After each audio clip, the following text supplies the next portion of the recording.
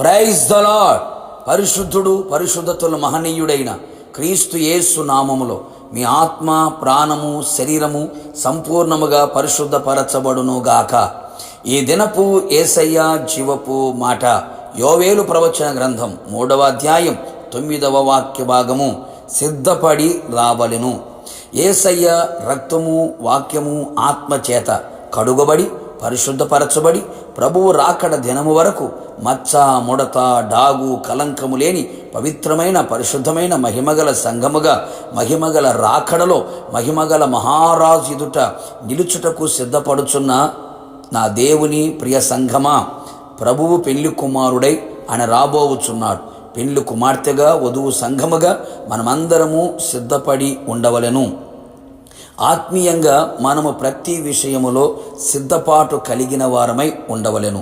లోక సంబంధమైన వాటికి శుభకార్యములకు సిద్ధపడి వెలుదురు కదా. అలాగే దేవుని సన్నిధిలో ఆయనకు కనబడుటకు మనము సిద్ధపడి రావలెను.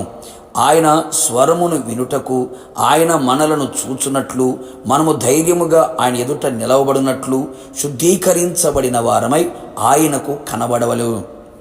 మన హృదయము మన మీద దోషారోపణ చేయకుండానట్లు మంచి మనస్సాక్షి కలిగిన వారమై ఏ పాపమును, లోపమును, అతిక్రమమును, దోషమును మనలో లేకుండా క్రీస్తు రక్తముతో, క్రీస్తు వాక్యముతో, క్రీస్తు ఆత్మతోను త్రికరణ శుద్ధి కలవారమై కోపము, ద్వేషము, అసూయ, పగ, మత్సరము లేని వారమై సహోదర ప్రేమ కలిగిన వారమై ఆయన సన్నిధిలో ఆయనకు కనబడెదము.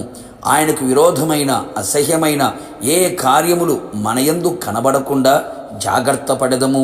సిద్ధపడి ఆయన సన్నిధిలో నిలిచి ఉండెదము. యుద్ధమునకు సిద్ధపడి ఉండవలెను.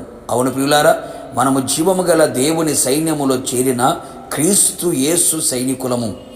ఆయన మనలను దండులో చేర్చుకొనెను. అపవాది కార్యములతో, శరీర కార్యములతో, పాపముతో, లోకముతో మనము యుద్ధము ప్రతి దినము చేయవలెను.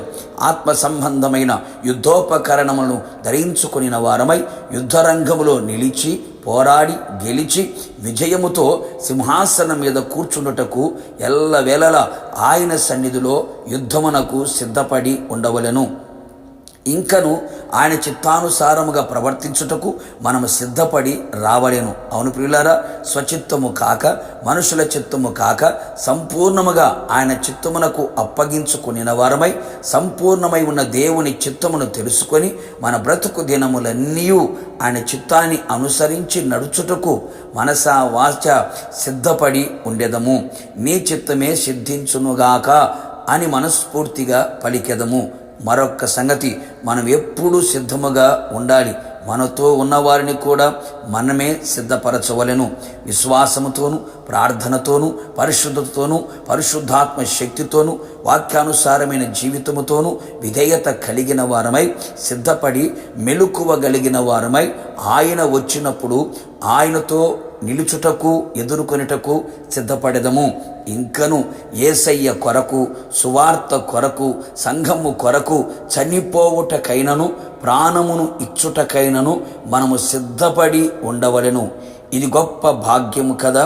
నిశ్చయముగా మనము ఆయనతో యుగయుగములు పరలోకములో, నిత్య సియోనులో, నూతన యెరూషలేములో మనము చేరెదము, ప్రభువుతో ఉండెదము.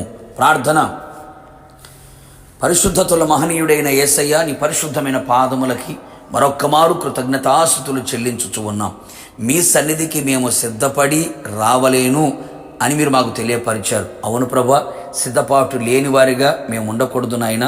మీ చిత్తానుసారముగా మేము ప్రవర్తించుటకు సిద్ధపడినట్లుగా మీరు కృప దయచేయండి. మీ కొరకు మా ప్రాణమును త్యాగము చేయుటకు కూడా మేము సిద్ధపడి ఉంటకు సహాయము చేయండి.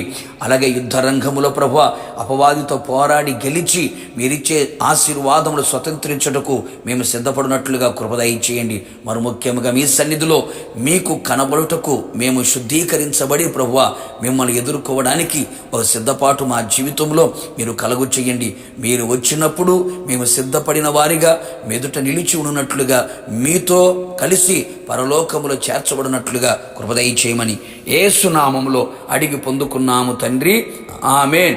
మీరును మీ కుటుంబ సభ్యులందరూ సిద్ధపడి ఉందురు గాక. ప్రభు రాకడలు ఎత్తబడుదురు గాక. God bless you.